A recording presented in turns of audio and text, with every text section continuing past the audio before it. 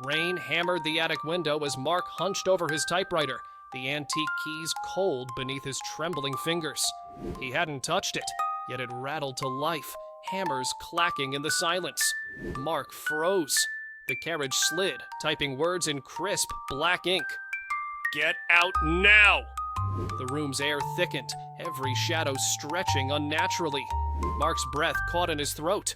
He reached for the machine, but it jerked violently, typing again. "Someone is here." The bulb overhead flickered erratically. Footsteps creaked on the staircase below, slow and deliberate. Mark's heart pounded. The typewriter continued, relentless. "He's behind you." Spinning around, Mark saw only empty air, but the attic's door groaned open on its own.